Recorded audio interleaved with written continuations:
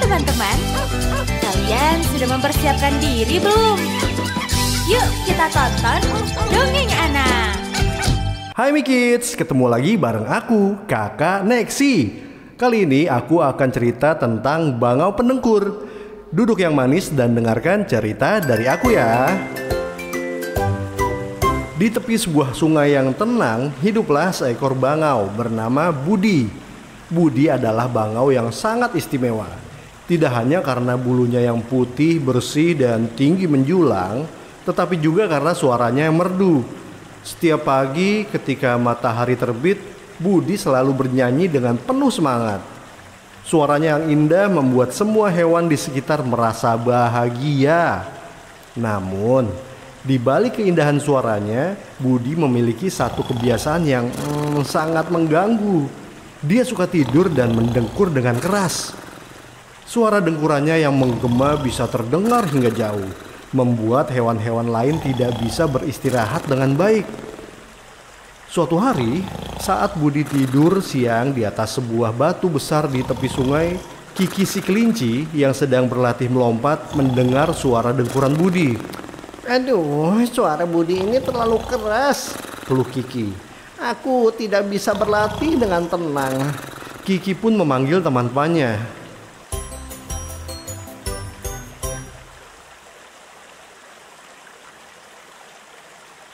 Simi, Lala, ayo kita pergi ke tempat lain. Suara dengkuran Budi mengganggu kita semua. Kiki, Simi si singa, dan Lala si lutung sepakat untuk menjauh dari tempat Budi. Mereka mencari tempat yang lebih tenang untuk bermain. Ketika Budi terbangun dari tidurnya, ia melihat semua teman-temannya menjauh dengan bingung. Lalu ia bertanya, "Kenapa kalian pergi?" Kiki menjawab, Kami pergi karena suara dengkuranmu terlalu besar, Budi. Kami tidak bisa bermain dengan tenang di sini.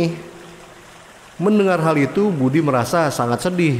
Ia tidak pernah berniat mengganggu teman-temannya. Oh, maafkan aku teman-teman. Aku tidak menyadarinya bahwa ternyata dengkuranku itu bisa mengganggu kalian. Aku berjanji, aku berusaha untuk tidak mendengkur lagi, ujar Budi dengan tulus. Setelah berjanji, Budi mulai berpikir tentang cara mengubah kebiasaannya. Ia mulai mencari informasi dari teman-teman lainnya tentang bagaimana cara tidur yang baik. Dia bertanya pada Kiki, Kiki, bagaimana cara agar aku tidak mendengkur? Kiki memberi saran. Cobalah untuk tidur dengan posisi yang lebih nyaman, Budi. Mungkin itu bisa membantu. Mendengar saran Kiki, Budi mencoba berbagai posisi tidur. Dia berguling ke kiri, berguling ke kanan, dan bahkan mencoba tidur sambil berdiri. Namun setiap kali dia tidur, suara dengkurannya tetap saja keluar. Dia mulai putus asa. Akhirnya Budi memutuskan untuk berbicara dengan Lala si lutung yang dikenal bijak. Lala mendengarkan keluhan Budi dan berkata, Budi, kadang-kadang kita perlu menemukan cara yang berbeda untuk beristirahat. Cobalah untuk tidur di tempat yang lebih sejuk dan nyaman, mungkin di bawah pohon besar. Mendengar nasihat Lala, Budi pun mencari tempat nyaman. Ia menemukan sebuah pohon rindang dengan dedaunan yang lebat. Di sana ia merasa lebih tenang dan nyaman. Budi pun tidur di bawah pohon itu. Dan kali ini ia berusaha untuk tidak mendengkur. Ketika Budi terbangun, dia merasa segar dan bugar. Dia melihat teman-temannya bermain dengan ceria di dekat sungai. Budi merasa senang bisa melihat mereka menikmati waktu bersama. Teman-teman, apa kalian mau bermain bersama aku? Panggil Budi. Kiki, Simi, dan Lala melihat Budi dengan penuh senyuman. Tentu, Budi, kami senang melihatmu bangun dengan semangat. Sejak saat itu, Budi selalu tidur di bawah pohon besar. Dan suara dengkurannya pun menghilang. Semua hewan di hutan merasa senang karena mereka bisa bermain tanpa gangguan. Budi pun semakin rajin bernyanyi dan suaranya yang merdu membuat suasana hutan semakin ceria. Nah, pesan moral yang bisa didapat dari kisah tersebut adalah penting untuk selalu memperhatikan tindakan kita dan dampaknya terhadap orang lain. Ketika kita berusaha untuk beradaptasi dan mendengarkan, kita bisa menciptakan hubungan yang lebih baik dengan orang di sekitar kita. Mikids, sekian dulu kisah kali ini. Sampai ketemu di kisah dongeng anak berikutnya. Sampai ketemu lagi ya. Bye-bye Mikids. Ada budi bangau yang tinggi, suaranya merdu setiap pagi, tapi dengkurannya sangat keras sekali. Dengkuran budi, oh dengkuran budi, teman-teman pergi cari tempat lain.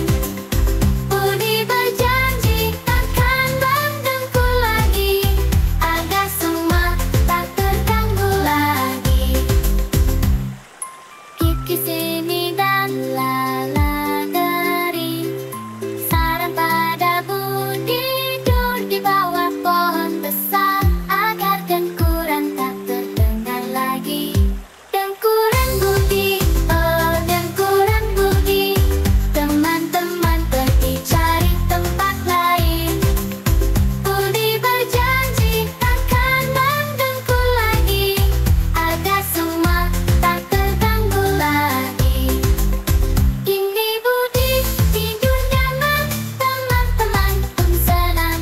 Budi bernyanyi diam, hutan pun ceria sepanjang hari.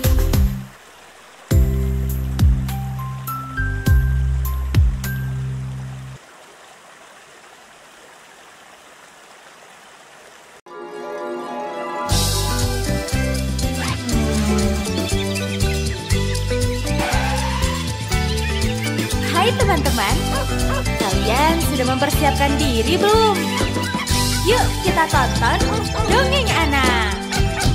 Hai Mikids, ketemu lagi bareng aku, Kakak Neksi. Hari ini aku punya cerita seru yang akan Kak Neksi bagikan untuk kalian semua. Ayo duduk yang manis dan dengarkan cerita dari aku ya. Dahulu kala, di sebuah hutan yang sangat luas, hiduplah seekor beruang yang sering menjelajahi luasnya hutan. Kala itu, sang beruang memiliki rencana untuk pergi mencari madu ke tempat di mana lebah tinggal, yaitu di atas pohon. Namun, sebelum dirinya pergi mencari madu, dirinya harus mencari jalan agar tidak tersesat. Lalu, beruang berucap, "Hari ini aku ingin memakan madu. Aku ingin meminta madu kepada temanku. Pasti enak. Tapi selain madu, aku ingin mencari buah apel untuk makan siangku nanti. Sekarang aku berjalan dulu untuk menemui teman-temanku yang memiliki madu. Yaps, lebah, aku datang." Kalian melihat rumah lebahnya tidak di antara pohon-pohon tersebut? Nah, iya, langsung saja aku akan menghampiri Tuan Lebah.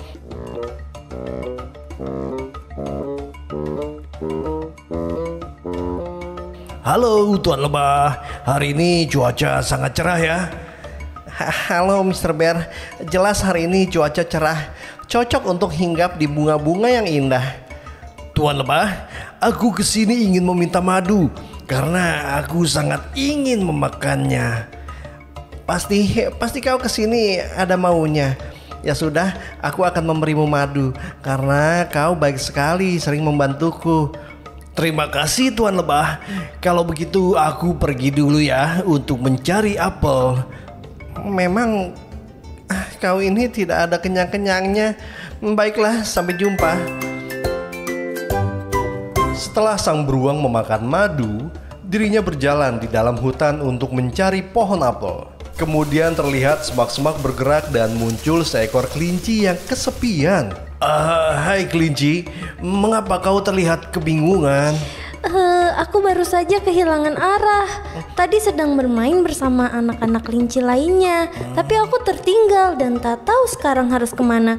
Mr. Bear, tolong bantu aku ya. Memangnya tadi kemana kawan-kawanmu? Dari mana? Mau kemana? Tadi mereka bilang ingin mengambil stroberi, namun aku berjalan paling akhir dan ketika aku melihat ke depan sudah tidak ada teman-temanku. Oh, kasihan sekali kamu. Ya sudah, kalau begitu aku akan membantumu mencari teman-temanmu. Tapi kamu harus membantuku pergi ke pohon apel. Membantumu? Bagaimana Mr. Bear? Aku kan kecil, sedangkan pohon apel sangatlah tinggi. Tenang. Kamu hanya membantuku menggoyang-goyangkan pohonnya, oke? Oke, kalau gitu kita langsung ke sana ya. Akhirnya Mr. Bear bersama anak kelinci pergi ke pohon apel untuk mengambil apel sebelum membantu kelinci menemukan teman-temannya. Kelinci sangat kaget karena dia takut tidak bisa membantu beruang mendapatkan apel karena pohon apel memang sangat tinggi bagi dirinya. Mr. Bear, bagaimana kita mengambilnya? Ini sangatlah tinggi. Tenang kelinci, sekarang aku akan berada di sebelah kiri dan kamu di sebelah kanan ya. Oke. Kamu ikuti instruksi aku ya. Kita goyangkan pohon pertama ini. Ayo goyangkan. Kelinci, lihat apelnya berjatuhan. Yeay, Mr. Bear berhasil. Hebat ya. Kita berhasil kan? Wah, aku sangat senang membantu Mr. Bear. Kalau gitu kita makan buah apel lalu pergi untuk mencari teman-temanmu ya. Oke. Setelah mereka memakan apel, Mr. Bear mengajak kelinci untuk meneruskan perjalanannya. Tadi kan kamu bilang kalian para kelinci akan pergi mengambil stroberi. Aku ingat kalau dari pohon apel ini ke tempat stroberi tidak terlalu jauh dan kita bisa langsung ke sana. Yeay, akhirnya aku tidak tersesat. Let's go Mr. Bear. Hei kelinci, ini kawananmu bukan? Wah, stroberi di sini sudah bertaburan ya.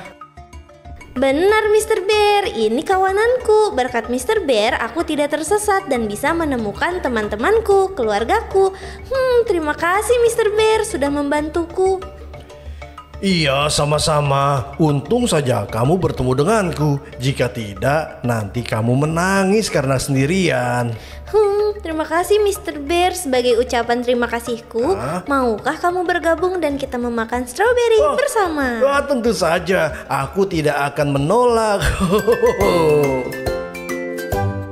Nah adik-adik, dari cerita yang baru saja diceritakan, pesan moral yang dapat kita ambil adalah ketika berjalan kita harus fokus agar tidak tertinggal dan tersesat. Sampai jumpa di cerita selanjutnya. Bye-bye Mikids.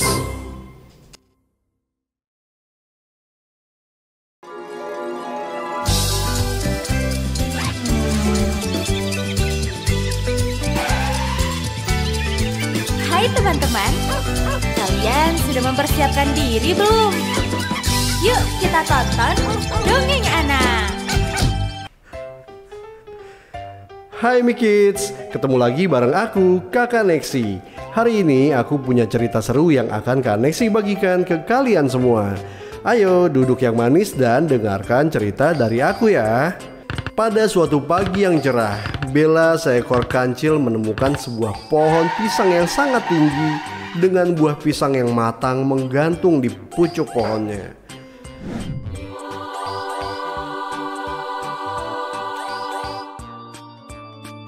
Matanya langsung berbinar-binar. Ia sangat ingin sekali memetik pisang itu. Namun tubuhnya yang kecil dan mungil tidak cukup tinggi untuk meraih buah-buah pisang tersebut.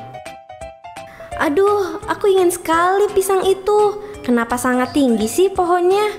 Bagaimana ya caraku mendapatkannya?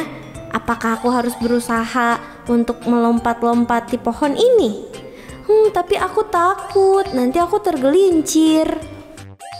Hai Bella, kenapa kamu terlihat seperti kebingungan? Aku ingin pisang, tapi aku tak bisa mengambilnya. Oh, kan kamu bisa membeli saja di pasar. Iya, tapi itu kan terlalu jauh. Aku ingin pisang favoritku di pohon ini, Gajah. Apakah kamu bisa membantuku dengan belalai panjangmu? Tentu saja, aku bisa membantumu. Kau tahu kan, aku memiliki belalai yang panjang dan sangat kuat. Aku bisa menggunakan belalaiku untuk meraih buah pisang itu dan menurunkannya untukmu. Wah, asik. Aku sangat tidak sabar. Bella terlihat senang dan bahagia mendengarnya. Dan sang gajah pun segera menentangkan belalainya yang panjang dengan hati-hati. Aku menjulurkan belalai ke atas pohon dan menggantungkan buah pisang yang matang dengan ujung belalaiku.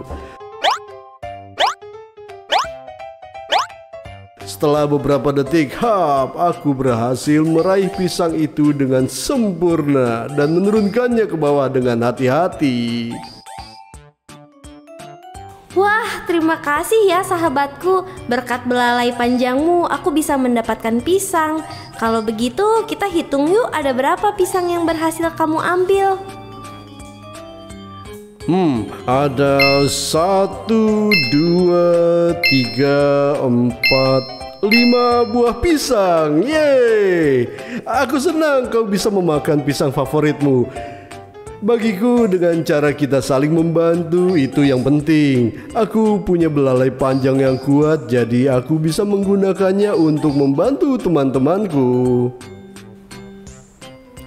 Tapi aku sekarang kebingungan untuk pulang karena di belakang sana banyak pohon yang berjatuhan. Aku takut dengan ranting-ranting pohon itu. Kalau begitu, aku akan mengantarmu pulang dan melihat ranting-ranting yang berjatuhan. Terima kasih ya sahabatku. Kalau begitu kita pulang. Let's go. Baik adik-adik, dari cerita yang baru saja diceritakan, pesan moral yang dapat kita ambil adalah tolong menolong akan memberikan banyak kebaikan yang tak terduga. Sampai jumpa ya di cerita dongeng berikutnya. Bye bye Mikits.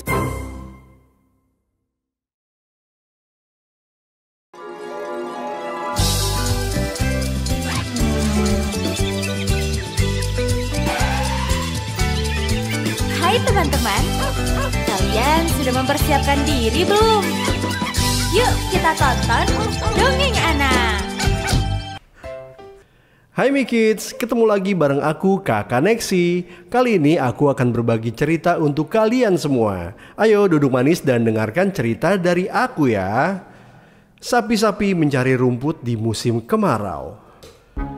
Di suatu hari di bawah pohon yang hampir mengering, terlihat 2 ekor sapi sedang mengalami kelaparan. Mereka belum merasa kenyang memakan rumput-rumput yang ada di sekitar hutan, di mana hutan mengalami kekeringan akibat musim kemarau yang panjang.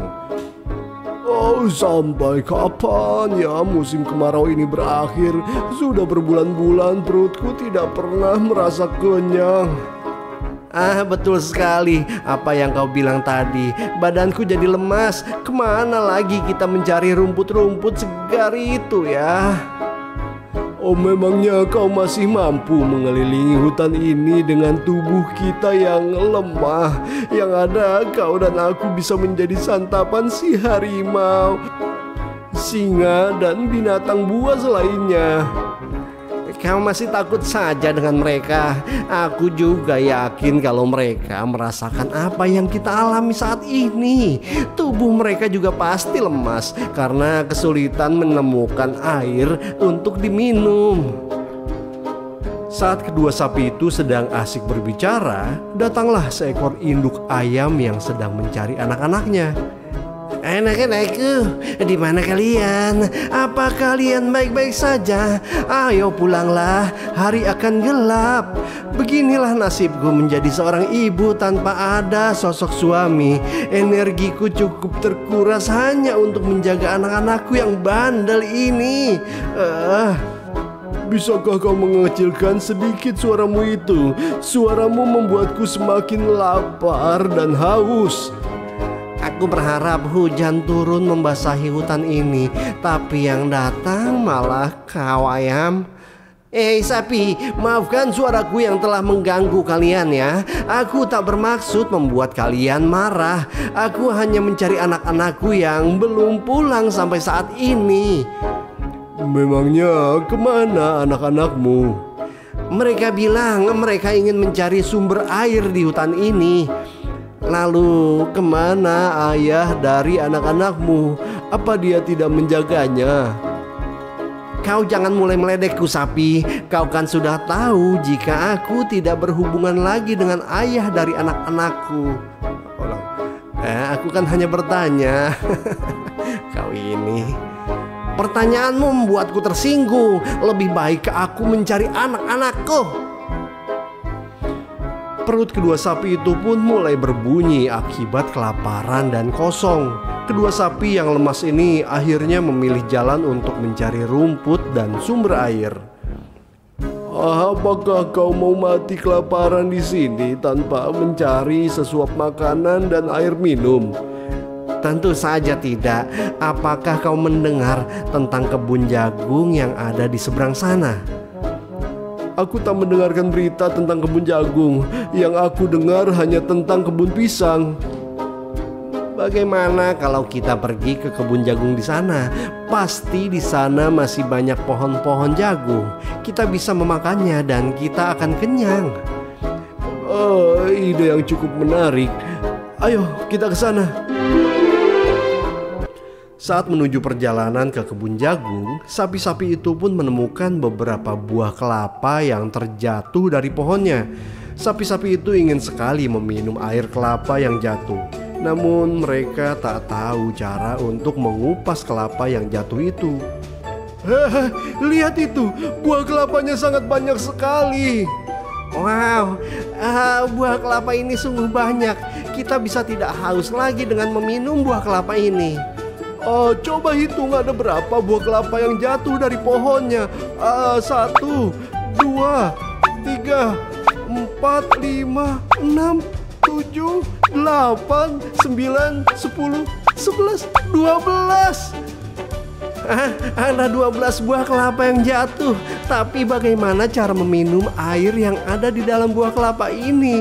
Gigi kita kan tidak kuat untuk mengupas kulitnya. Bagaimana ya? Bagaimana kalau kita lempar ke pohon itu agar si kelapanya terbelah? Baiklah, akan ku coba. 1, 2, 3. Ternyata lemparan sapi itu hampir saja mengenai harimau yang sedang tidur dan membuat harimau mengaum kencang. Haum! Mendengar suara harimau itu, sapi-sapi langsung lari meninggalkan tempat mereka. Kau mendengar suara itu? Kau melempar buah kelapa itu ke tempat yang salah. Jangan-jangan kau mengenai binatang buas yang sedang tertidur. Aku rasa juga begitu. Lebih baik kita lari sekarang daripada nyawa kita melayang jadi santapannya. Kau membuatku takut dan gemetar. Untung saja binatang buas itu tidak langsung mengejar kita dan menjadikan tubuhmu yang lemah itu santapan baginya. Lagi pula, mana aku tahu jika di situ ada binatang buas yang sedang tidur. Sungguh sayang buah kelapa itu. Coba saja kita bisa membuka buah kelapa itu. Pasti rasa air kelapa itu sungguh sangat segar dan dingin. Kaulah yang membuat khayalanmu itu berantakan. Andai saja kau benar melempar kelapa itu ke pohon, pasti tidak akan seperti ini ceritanya. Sudahlah, berhenti menyalahkanku. Lebih baik kita sekarang tetap kompak dan semangat untuk sampai ke kebun jagung di sana. Apakah kebun jagung itu masih jauh? Tubuhku semakin lemah, apalagi setelah lari dari ancaman binatang buas tadi. Sabarlah, hanya tinggal beberapa puluh meter saja dari sini. Setelah sampai di sana, kau bisa kenyang memakan daun-daun jagung itu. Kalau kau beruntung, kau bisa mendapatkan buah jagungnya juga. Tiba-tiba muncullah seekor burung menghampiri kedua sapi itu dan ingin ikut ke kebun jagung yang mereka bicarakan. Hai sapi-sapi baik hati, aku dengar kalian ingin ke kebun jagung yang ada di sana ya. Sebenarnya aku tadi mendengar pembicaraan kalian. Bolehkah aku ikut dengan kalian? Kau masih sama saja seperti yang dulu, masih suka menguping saat hewan lain berbicara. Kau mau ikut dengan kami? Ya, aku ingin ikut dengan kalian. Jagung adalah makanan favoritku selama ini. Aku sangat menyukai jagung karena buah jagung itu sangat lezat. Kalau begitu, ikutlah dengan kami. Kalian memang sapi-sapi yang sangat baik hati. Sudah mau memperbolehkan aku ikut ke kebun jagung. Tapi kenapa? Kalian juga tahu kan, kalau musim kemarau ini sangat panjang. Makanan dan minuman juga sulit hewan-hewan temukan di dalam hutan. Sepertinya sayapku sudah tidak kuat untuk terbang. Bolehkan aku naik di tubuhmu, sapi? Tentu saja boleh. Kau sudah kuanggap seperti saudaraku sendiri. Ayolah, kau naik saja ke tubuhku. Kedua sapi dan burung itu pun akhirnya berjalan menuju ke kebun jagung. Setibanya di kebun jagung, kedua sapi dan burung itu mendapatkan daun-daun dan buah jagung dari pemilik kebun yang sedang memanen buah jagungnya itu. Akhirnya kita sampai juga ke kebun jagung ini. Asik, kita akan bisa makan sepuasnya di sini. Belum tentu, pasti ada pemilik kebun jagung ini di sekitar sini. Oh hai sapi dan burung, kalian pasti lapar kan? Kemarilah, kalian bisa memakan daun-daun dan buah jagung ini. Kebetulan panen jagungku kali ini sangat banyak buahnya. Aku tahu kalau musim kemarau ini membuat tubuh kalian lemah dan kelaparan kan? Benarkah kami boleh memakan daun-daun dan buah jagungmu ini? Kami tidak bermimpi kan? Kau serius ingin memberikan hasil panenmu kepada kami? Aku sangat bahagia. Aku bisa memakan buah jagung favoritku. Kau sungguh baik. Kalian juga bisa meminum air yang ada di sebelah sana. Minumlah dengan sepuasnya. Bagaimana kau bisa mendapatkan air segitu banyak, sedangkan ini musim kemarau panjang? Aku menggunakan teknologi canggih untuk mengambil air yang ada di dalam bawah tanah ini.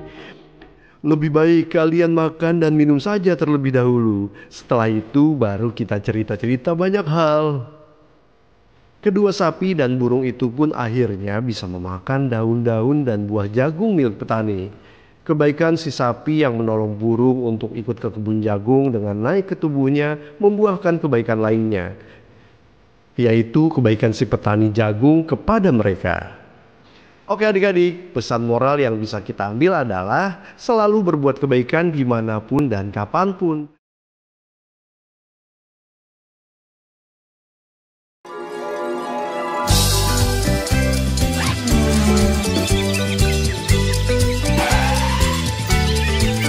Hai teman-teman, kalian sudah mempersiapkan diri belum?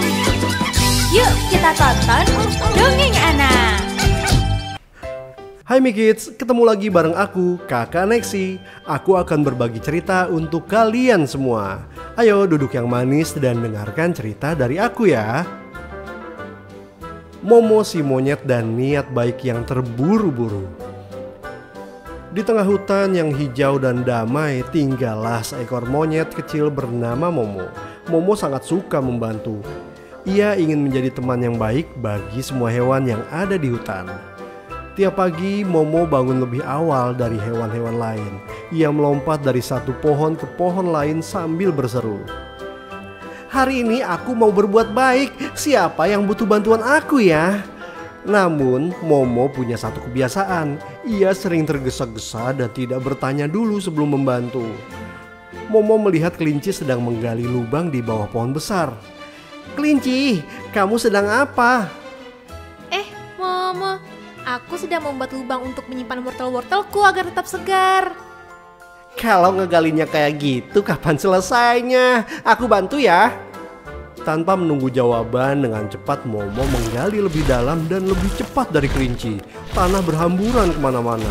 Dalam waktu singkat, lubangnya menjadi dalam sekali dan lebar. Hahaha, nggak gali terus, gali yang dalam. Momo, lubangnya jadi terlalu besar. Bagaimana aku bisa masuk? Yang ada wortelku malah terkubur kalau lubangnya sebesar ini. Momo menggaruk kepalanya, bingung karena kelinci terlihat kesal setelah dibantu. Aku cuma ingin membantu. Tapi kan kamu bisa tanya aku dulu sebelum membantu. Yaudah, biar aku aja yang menggali lubangnya. Karena merasa bersalah, Momo meninggalkan kelinci yang meratapi lubang besar yang digali oleh Momo. Momo kembali berjalan di hutan mencari hewan lain yang membutuhkan bantuan. Momo melihat burung sedang menyusun ranting kecil di atas dahan pohon. Halo burung. Halo Momo. Burung, kamu sedang apa? Kamu sedang membuat sarang ya? Iya, ini untuk... Aku bantu ya. Belum sempat burung selesai bicara, Momo langsung naik ke pohon dan mulai menumpuk ranting dengan caranya sendiri. Tapi ia menekan terlalu keras. Ranting-ranting itu jadi miring dan mulai runtuh. Aduh, sarangku jadi rusak. Apa yang kamu lakukan sama sarangku? Aku cuma menolong. Kamu belum dengar penjelasan aku. Kamu udah bertindak dengan tergesa-gesa. Sekarang sarang aku rusak. Malam ini aku tidur di mana, Momo? Momo menghela nafas. Momo pun kembali pergi meninggalkan burung yang sedih melihat sarangnya rusak. Setelah 2 kali gagal membantu, Momo tidak patah semangat. Momo melanjutkan untuk mencari hewan lain untuk dibantu. Momo melihat landak membawa buah-buahan berduri. Tanpa buang waktu, Momo langsung membantu. Landak, berat ya? Biar aku bantu. Tunggu Momo, buah ini punya duri. Tapi Momo sudah mengambil satu dengan tangannya yang telanjang. Aduh, sakit. Aduh, sakit. Tangan Momo tertusuk duri dan buah itu terjatuh ke tanah sampai hancur. Landak membantu Momo mencabut durinya. Momo, aku tahu kamu ingin menolong, tapi kamu harus ingat, berbuat baik itu harus dengan cara yang baik juga. Maafin aku cuma mau membantu. Momo akhirnya pulang dan duduk sendirian di atas pohon. Momo merasa kesal. Kenapa setiap ia mau menolong selalu salah? Aku cuma ingin membantu, tapi kenapa semua jadi kacau? Oh, aku tahu. Niat aku baik untuk menolong teman-temanku, tapi caranya salah. Harusnya aku bertanya dulu kepada mereka sebelum aku ingin menolong. Keesokan harinya, Momo memutuskan untuk berubah. Ia mendekati kelinci dan bertanya dengan tenang. Kelinci, kamu butuh bantuan menggali? Iya, tapi tolong jangan terlalu dalam ya. Momo menggali pelan-pelan, mengikuti petunjuk kelinci. Kali ini lubangnya pas, kelinci senang. Lalu Momo menemui burung. Burung, aku bisa membantu kumpulkan ranting, tapi kamu yang susun ya. Burung tersenyum dan mereka bekerja sama. Sarangnya pun jadi kuat dan cantik. Akhirnya, Momo membantu landak mengumpulkan buah. Kali ini ia memakai sarung tangan agar tidak tertusuk. Sejak itu, Momo jadi hewan paling disukai di hutan. Bukan hanya karena ia baik, tapi karena kini ia tahu menolong itu bukan soal cepat-cepat, tapi soal mendengarkan, memahami, dan melakukan dengan hati-hati. Oke Mi Kids, pesan moral yang bisa kita ambil dari cerita tadi adalah berbuat baik harus dengan cara yang baik.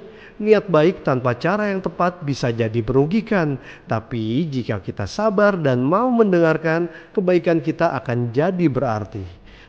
Sekian cerita dari aku ya. Sampai ketemu di cerita dongeng berikutnya. Bye bye Mi Kids.